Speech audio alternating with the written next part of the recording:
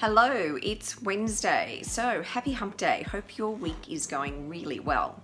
So today we're talking about relationships. And when you think about a relationship that's good, that's healthy, that's vibrant, often it's easy to think that it's the relationship that's easy. It's the relationship that just has a natural rhythm and flow to it. And so therefore, you don't need to put a lot of effort and energy into it because it's easy. We often think that the thing that is easy doesn't require a lot of effort.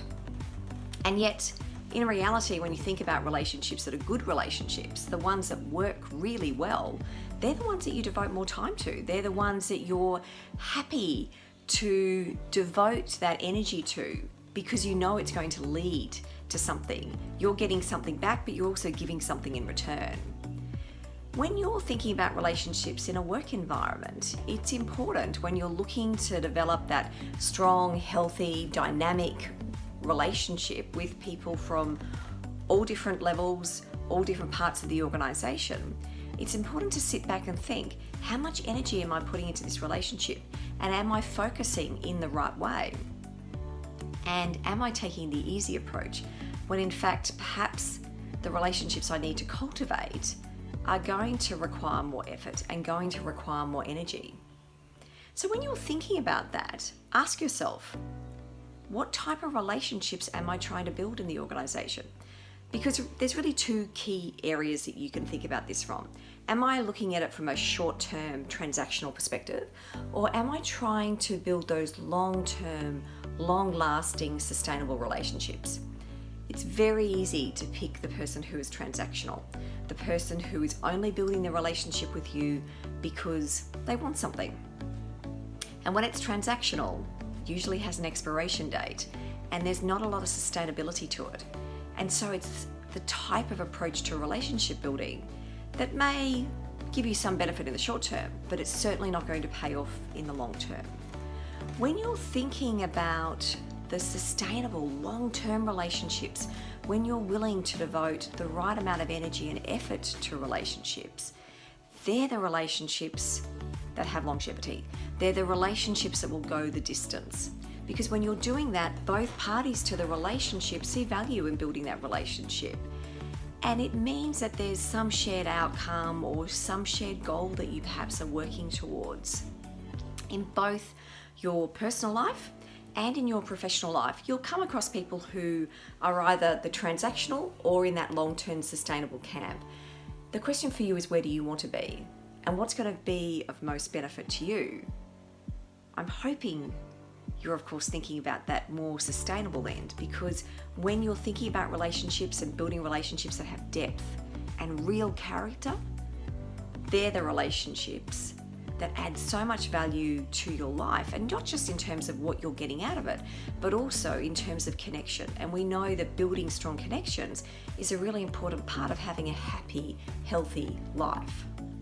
When you take that long-term view of building relationships, you think about the other person. You're genuinely interested in building that connection. You're committed to building a collaborative relationship. You recognize the relationship requires give, and it requires a little bit of taking, because you need to get a little bit out of the relationship, particularly if you're prepared to give a lot into the relationship. You're also prepared to give the other person the benefit of the doubt and assume that their intent is good. You're curious about their perspective. You're curious about how they think, and you're consistent and transparent in your actions. So you're able to build trust. And when you have those trusted relationships, the communication becomes more effective. And that's the part of the relationship that over time becomes easier.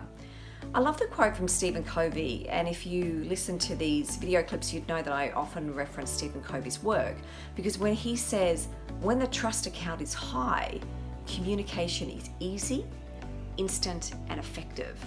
And what he was meaning when he was talking about that is, when you trust someone, you're assuming their intent is good.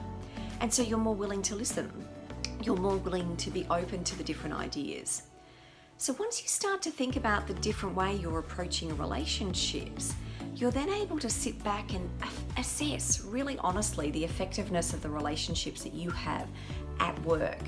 And it can be really helpful to map out that stakeholder network. And there's often an activity I get people to do when I'm running my influence course where we sit back and use a network analysis approach to look at the effectiveness of your network and where there are gaps.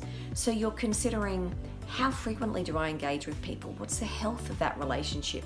Is it mature or is it immature? Where is there depth? Who are my supporters? Who are my detractors? Who are the people in my network who influence? Where are there gaps that I perhaps need to close?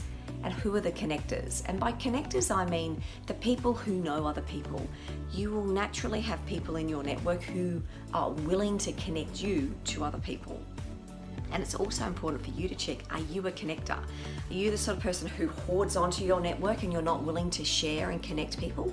Because when you're willing to share and connect people and open other people into your network, that helps to build depth and connection in your network. Once you've done all this, once you understand what type of relationship builder you are, once you understand the connectedness in your network and how effective your network is, you're much more able to work through, what do I need to continue to do? What do I need to change? What do I need to alter in some way so that I have a strong, effective network that's going to help me progress things in the organization that I work in? So that's it. Lots of interesting things that you can do with this, and I'd love to hear your ideas. What are the things that you do to build a happy, healthy, collaborative network in your organization? Take care, and I'll see you next week.